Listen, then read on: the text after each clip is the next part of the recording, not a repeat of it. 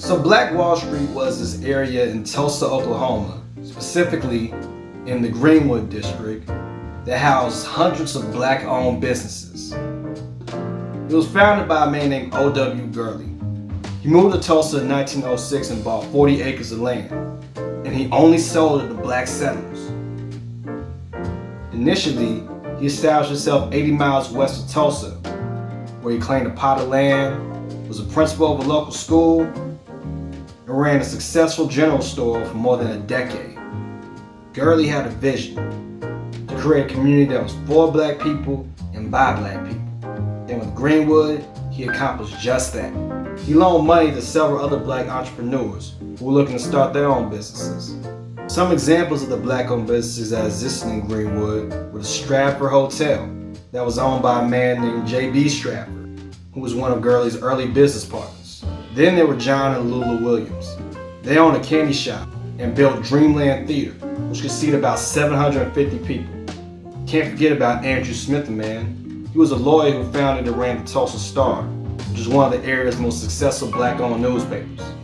Because of segregation, African Americans in the area could not go to the whiter parts of Tulsa, and so they went to Greenwood to engage in business. And by 1921, it was one of the wealthiest black areas in the United States of America.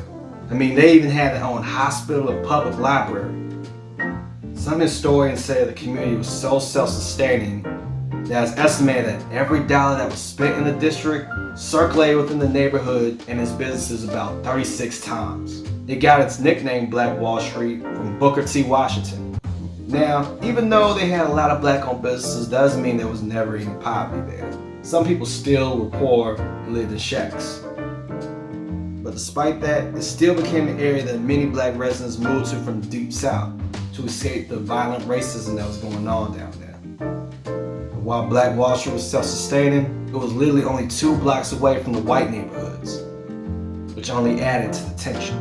And on May 30th, 1921, the tension would begin to reach a boiling point, because on that day, 19-year-old Dick Rowland, a shoe shiner employed at the Main Street Shine Parlor, entered the only elevator that was available at the nearby Drexel building, which was located at 319 South Main Street. He went there to use the top floor restroom. The only problem, Rowland was black, and that restroom was not available to black people. But this wouldn't be his only issue that day. When he got to the elevator, he encountered Sarah Page, a 17-year-old white elevator operator who was on duty. And if you know anything about history, a black man and a white woman together at that time could equal disaster. At some point, a clerk at a clothing store named Renberg's heard a scream from the elevator and saw Rowland running out.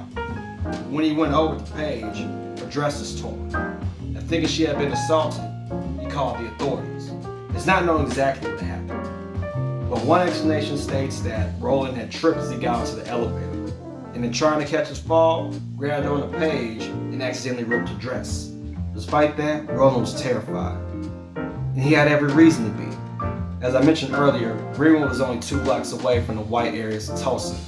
That next morning, Henry Carmichael, a white detective, and Henry C. Pack, a black patrolman, arrested Rowland. Tensions were already rising high. They will rise even higher when the Tulsa Tribune, one of 2 white-owned newspapers published in Tulsa, broke the story with a headline that read, "Nabbed Negro for attacking girl in the elevator." Now this story went out at 3 p.m. that day. Shortly after that, there was talk of a potential lynching. At 7:30 p.m. that day, several hundred white residents assembled outside the courthouse. In response to this, some of Greenwood's residents armed themselves and went to the courthouse in order to protect Rowland. This caused the more than 1,000 whites who were already at the courthouse to go back home and grab their guns. The tensions kept escalating and escalating until at some point, shot went off, and all hell began to break loose. That night, there were shootouts on both sides, and by early in the morning, June 1st, the fire started.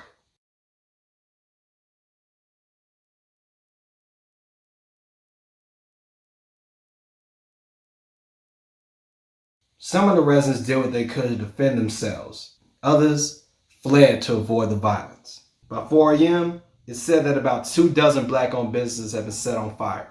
An hour later, the violence continued. Shootings, fires, until eventually all the black residents began to retreat from Greenwood. And as the residents fled, the white rioters went on a rampage, looting businesses, destroying buildings.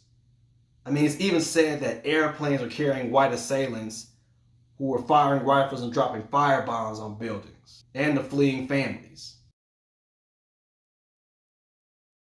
The district, which once stood as a beacon for black success, was no more. It's estimated that, according to today's numbers, the rioters caused about $33 million worth of damage. And what's crazy is the white rioters did all this because of the accusations against Dick Rowland, who, months later, had his case dismissed. But luckily in the fire, not everything was destroyed. Vernon AME Church is the only building from that time that's left standing today. And just like that church, the memory of Black Wall Street still lives on.